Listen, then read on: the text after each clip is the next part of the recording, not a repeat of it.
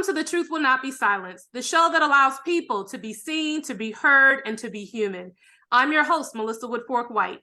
In today's episode, we will talk about taking control of your life with Moses Poe. Sharing our stories allows us to be seen, to be heard, and to be human. There will be a special surprise at the end of the show. Be sure to listen all the way through for the details. Our special guest today and returning guest from season 1 is none other than Moses Poe. He is a licensed clinical professional counselor approved by the Maryland Board of Professional Counselors and Therapists and has been providing therapy and clinical supervision in the state of Maryland for many years. Moses holds multiple degrees, from a bachelor's in psychology from Howard University to a master's in counseling psychology from Argosy, thank you. Yes. University. He is a loving husband and father of one son. Moses is going to share with us about taking control of your life. Hi, Moses. Welcome back to the show. Thank you so much for joining us again. Oh, Melissa, thanks for having me on your show. I'm so excited to be back. Yes. So let's just go ahead and jump right in, because you know I am dying to pick your brain on this. Okay. So let's go ahead and get right to it. When did you become a mental health counselor? Tell us your story, the work you do, and the services you provide.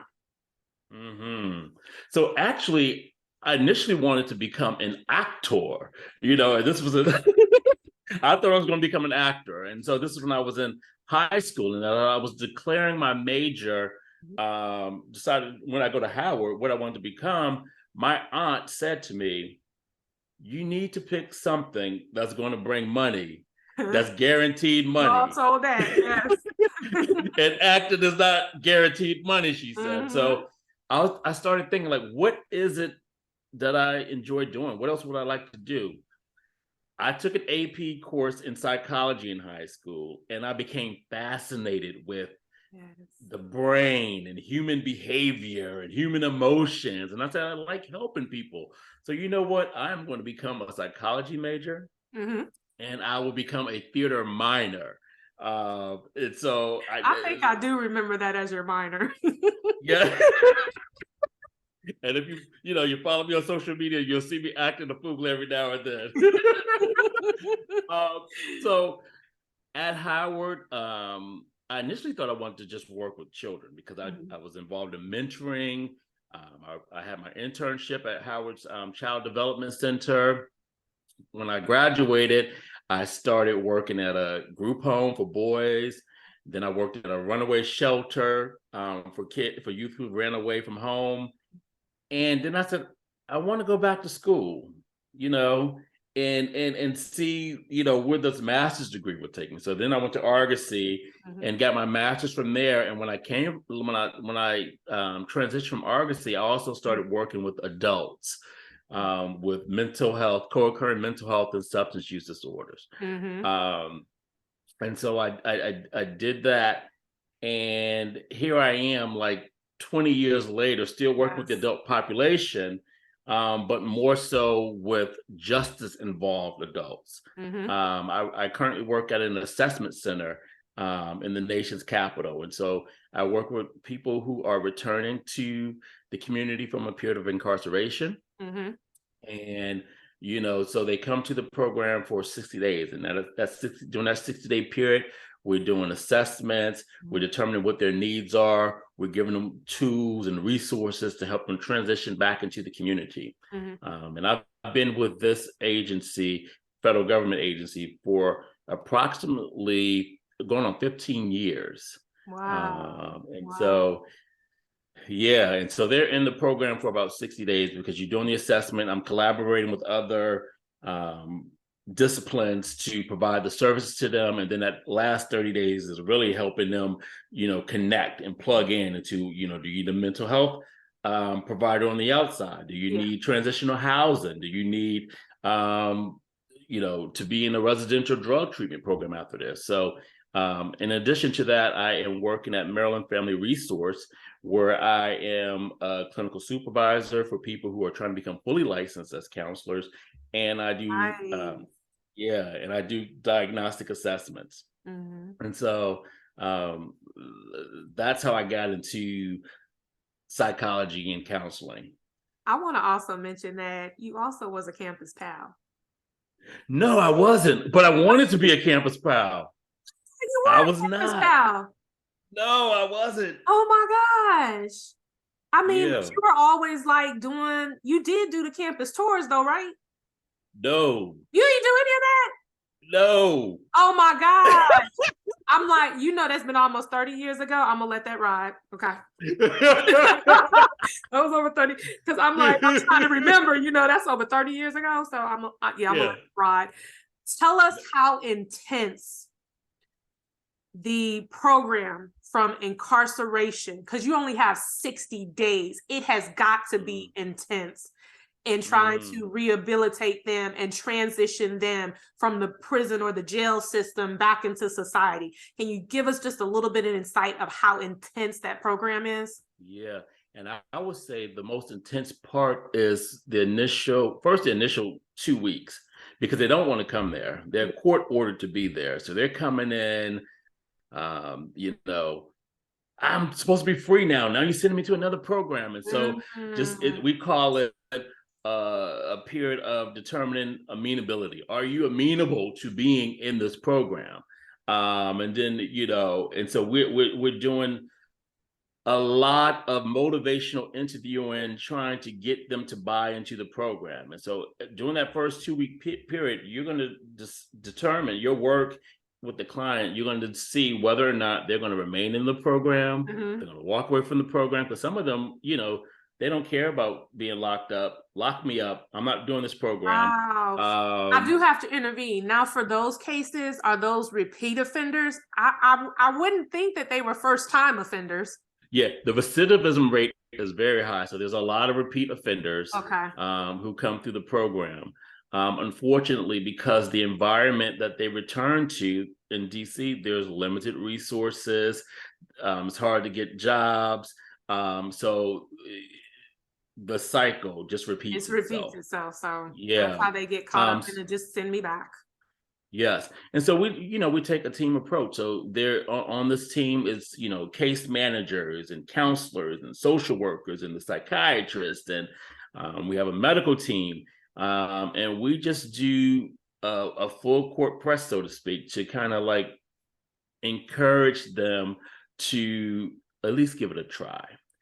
If you get people to buy into the program, they really we hear a lot of times that they really enjoy, they really get a lot out of being in the program, because we're doing different types of groups, we're doing individual counseling. They're just getting a lot of services that they would not get if they were in the community. They wouldn't be going to a doctor's appointment. They wouldn't be going to see a therapist, and so it is a benefit to them, although they don't want to be there. The next biggest challenge is when it's time for them to transition out. Because they all leave with recommendations, and some of those recommendations may be going to an additional placement, and that could be a drug treatment program for anywhere from 28 to 180 more days. And so that's another fight. And so that point is when we're bringing in the supervision team to kind of talk about, look, this is the expectations of your releasing authority, whether that's the parole commission or the court. And we are expecting you to adhere to the recommendations, but it is a fight and not everyone adheres to it. Or if they go, they may leave from the next program. So it's a challenge, especially when you have people who aren't afraid of going back the justice system. Yeah. Well, I will tell you, just listening to how intense this program is, and the same two challenges that you face in your program is the same thing that we face as classroom teachers. We have to get the students to buy in. Some of them don't, given their demographics or their backgrounds or where they come from. I'm going to be a rapper. They even say nowadays, I'm going to be a drug dealer. Do you know that breaks my heart? Wow. And it's like, and they're saying it because of the circumstances in which they come from. And so it's a fight, it's a challenge to pull them in, say, these basic skills of reading, writing, and math, you're going to need these to be successful, whether you graduate. Well, no, you are going to graduate from high school. And then whether or not you go to college, you'll be able to transition into the workforce because you have those basic skill sets. I thank you for the work that you're doing, because I'm telling you, it's not required.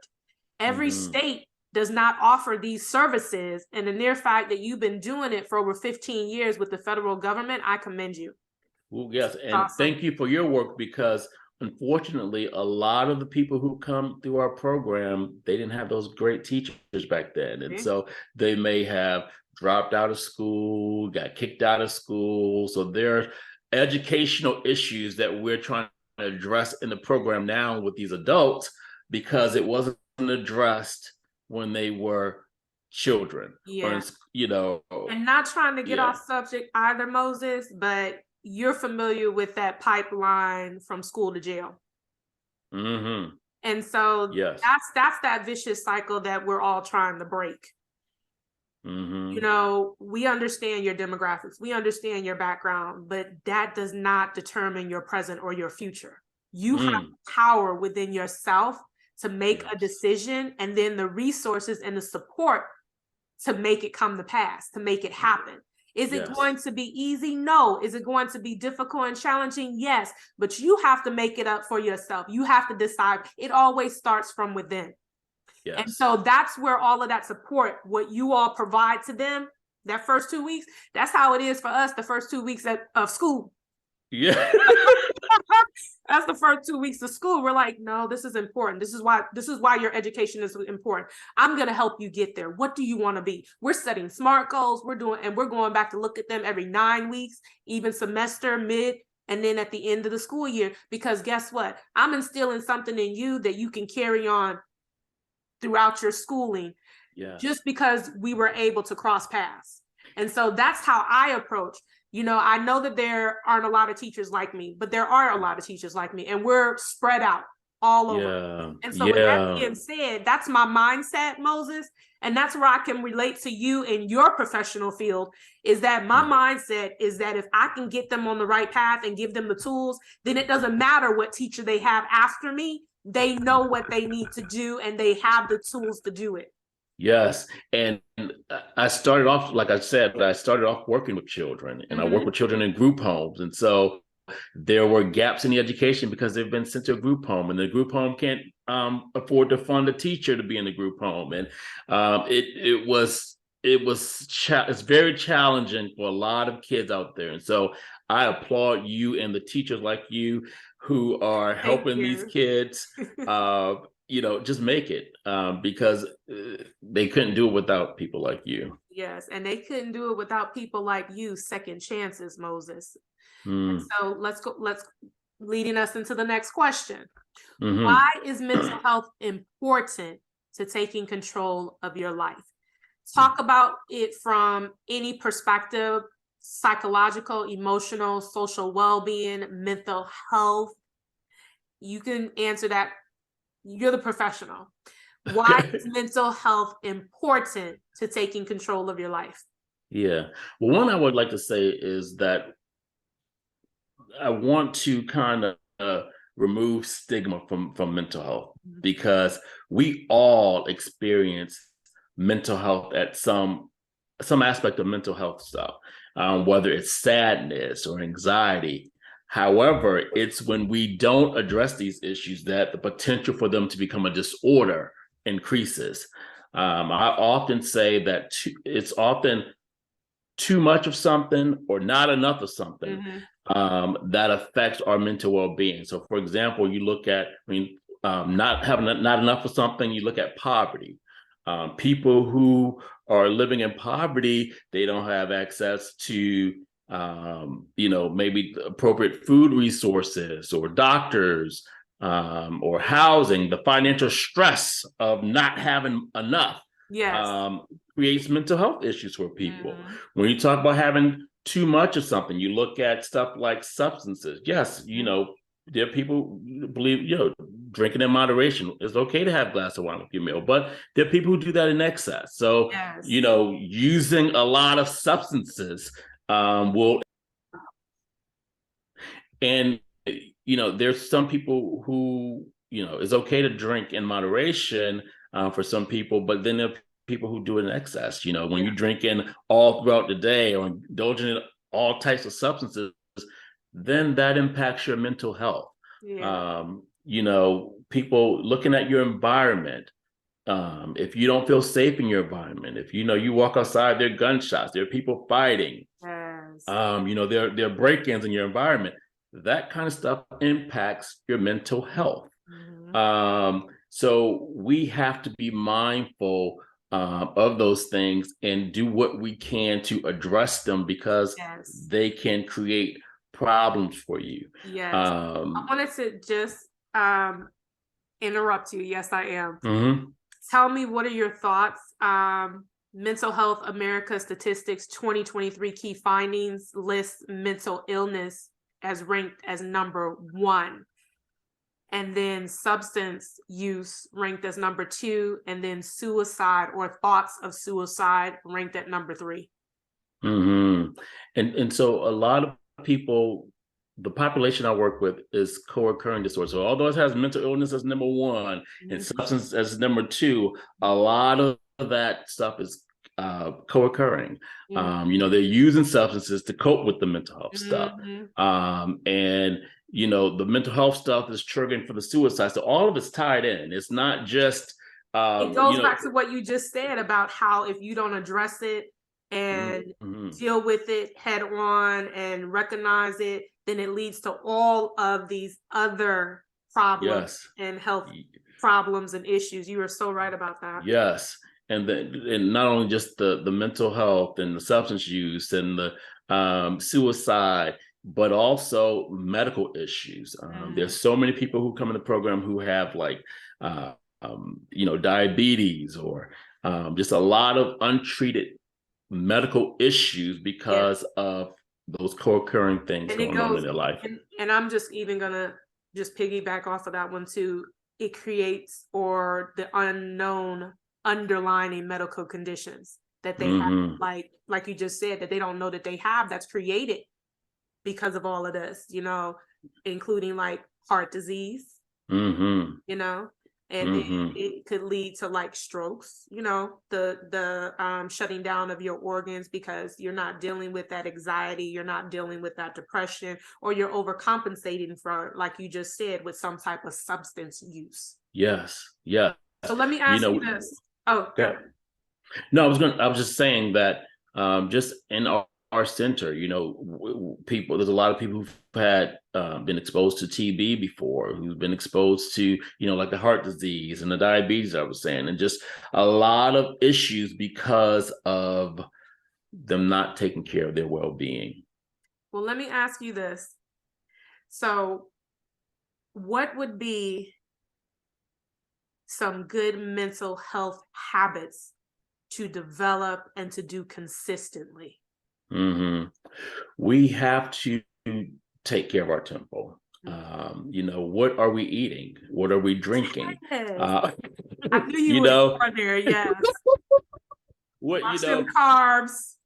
Yeah, you got to be mindful of what we got to be mindful of what we eat, what we drink, and not just exercise. Even if it's just walking 7,000 to 10,000 steps a day. Yes. What are we also it's not just all the physical stuff. There are other things that we put into our body that's not good for. What are we watching? What are we listening to? Are we watching, I remember back when 9/11 happened, and I'm guilty of it. I was one of those people who watched the plane crash into the building on the TV over and over and over. That's not healthy. Yeah. So what are you putting into your body through television, through music? So you got to be mindful of that. What are you doing socially? Are you isolating, or are you socially active? And not only who you're active with, but who? Like, are they negative people? Or are they uplifting you? Yes. Are they positive energy? Are they that growth mindset? And so, and it also leads to the fact of are you getting out? Even if it's just going out for fresh air every day for 30 minutes, changing your view. Yes.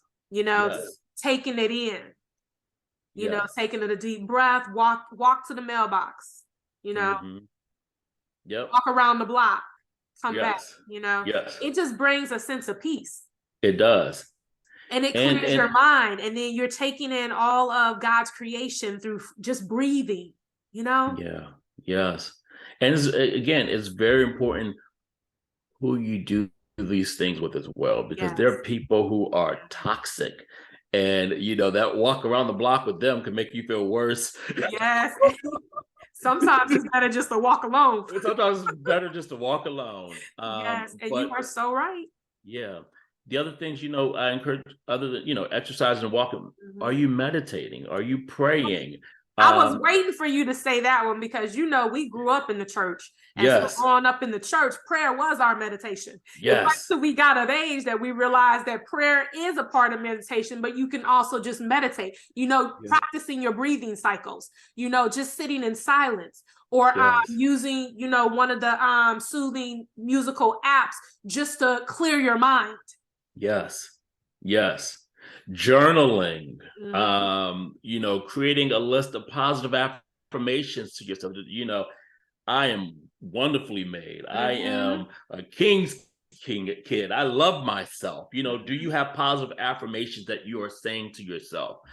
And it really helps. People feel like, oh, that's stupid. Try it. Yeah. Try meditating, try prayer, try journaling, try doing positive affirmations, and you will notice a difference. Yes, you will. I love all of the good mental health habits that you've given us. I do them. It's not just what you put in your body, it's who you're around, the company that you keep, the things that you watch.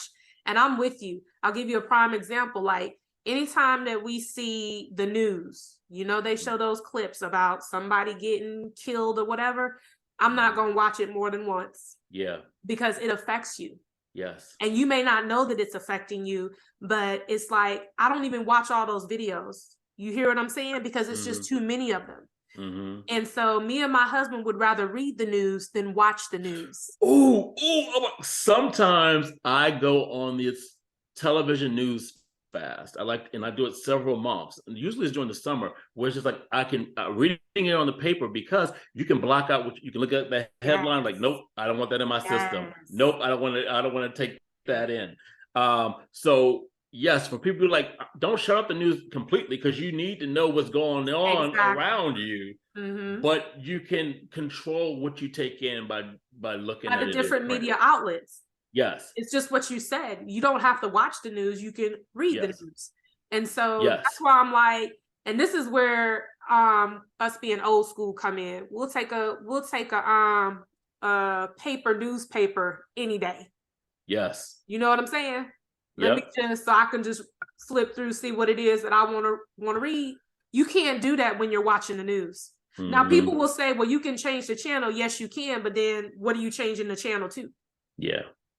And so, so I'm in agreement with you. And I think that is great, that there are different ways to make sure that you stay up on the news, and that you just have to determine the best way for you to support your mental well-being. Yes. And so some people can watch that stuff every day and it just not affect them, because that's just how they're built. But most of us, we can't watch that stuff every day because it affects us. Yes. I mean, especially when we can relate on multiple levels: wife, brother, sister, mother. I mean, father. When we can relate on multiple levels, it can be overwhelming. And so we in this household, we're some reading newspaper. We will read the news online. If we can get a real newspaper, me and my husband will go pick up a real newspaper. But the last thing that we'll do is watch the news. We do watch the news because they give you the most updates, but then we don't watch the entire news because they get into all of the violence and everything else. Yes. Yes. Yep. So Moses, thank you so much. Yes. For sharing your profession, your expertise, and giving us the healthy mental habits that we can practice on a daily basis. You are so awesome. So tell our audience, how can they reach you? How can they follow you on social media? How can they, if they want you to come speak at their event or something, how can they do this? Yes, but I do want to say one thing. So we talked about all the tips for people who may, just dealing with slight mental health stuff. There are people who haven't addressed their stuff and it has become a disorder. Mm-hmm. So I encourage those people to think about therapy. Yes. Think about seeing a psychiatrist about medication, or, you need to, sometimes it needs a medical intervention. Yeah. So, just walking may not help for you right now. You may be beyond just walking or beyond just journaling. You may need professional help. So I encourage people who are really dealing with some significant mental health stuff to find a provider who can provide services to you. And then not only that, there are some state-free agencies. You just have to tap into it and, reach out, because even if you find a doctor and you can't afford them or your insurance doesn't, they'll provide you with those free government agency places where you can still get the help that you need. Thank you so much for that, Moses. Now, tell us how we can book you. Okay, so you can check me out on my website, and all my information is there. It's mosespowe.com. That's MOSES. POWE.com. So you will find my social media information. You'll find out information about my books. I am a children's book author. Yes. You will, if you want to book me to come do speaking engagements or to read to the kids in your class, there's an author section on the website where you can book me. And I look forward to being of service to people. Awesome. Once again, thank you for coming back and joining us. You are a wealth of knowledge, and I'm happy that you have blessed us on this day with sharing it. Thank you so much, Moses. Thank you. All right, so next week, we'll continue to discuss and have conversations about real experiences, stories that need to be shared, seen, and heard that makes us human. The truth will not be silenced. To be seen, to be heard, to be human. The surprise. If you like and leave a positive comment about this show, you will get a shout out. This includes businesses, products, services, organizations, and events. Following the link in our show notes lets Buzzsprout know we sent you and help support our show. Buzzsprout is the best way to launch a professional podcast. Want to ask a question, be a guest, or subscribe to this podcast? The truth will not be silenced. Click the show link. Thank you for joining us today.